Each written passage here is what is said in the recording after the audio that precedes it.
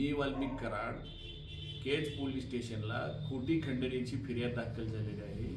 मला अटकपूर्वचा अधिकार असताना मी CID ऑफिस पुणे पाषाण रोड इथं सिलेंडर होत आहे। संतोष भैया देशमुखांचे जे कोणी मारेकरी असतील त्यांना अटक करावी व त्यांना फाशीची शिक्षा द्यावी। राजकीय दोषापोटी माझं नाव त्याच्याशी जोडलं जात आहे। पोलीस तपासात जे निष्कर्ष निघाले मी जर दोषी दिसलो तर न्यायदेवतांनी मला जे शिक्षा देईल ती मी भोगायला तयार आहे।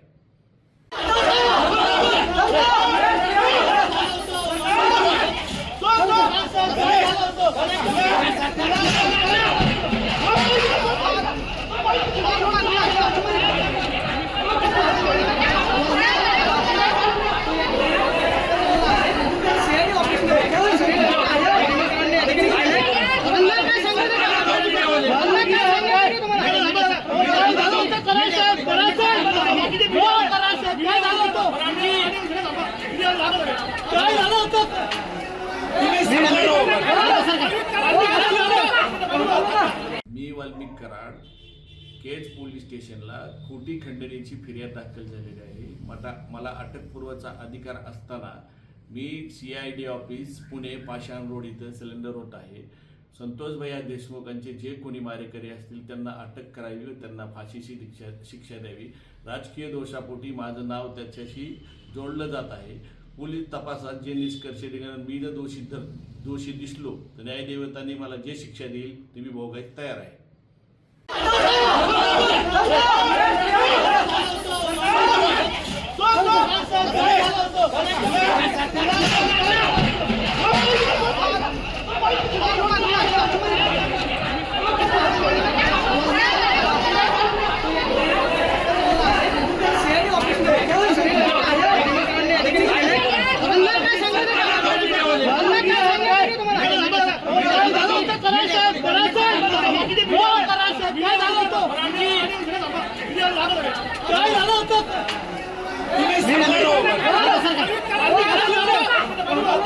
मी वाल्मिक कराड केज पोलीस स्टेशनला खोटी खंडणीची फिर्याद दाखल झालेली आहे। मला अटकपूर्वचा अधिकार असताना मी CID ऑफिस पुणे पाषाण रोड इथं सिलेंडर होत आहे। संतोष भैया देशमुखांचे जे कोणी मारेकरी असतील त्यांना अटक करावी व त्यांना फाशीची शिक्षा द्यावी। राजकीय दोषापोटी माझं नाव त्याच्याशी जोडलं जात आहे।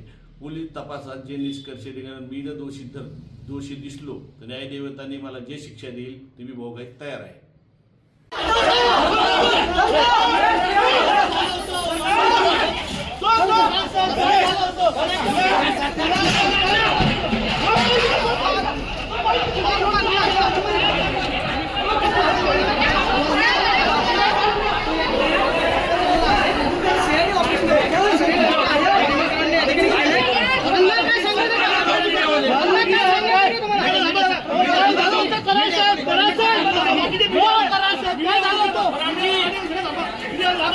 काय झालं होतं?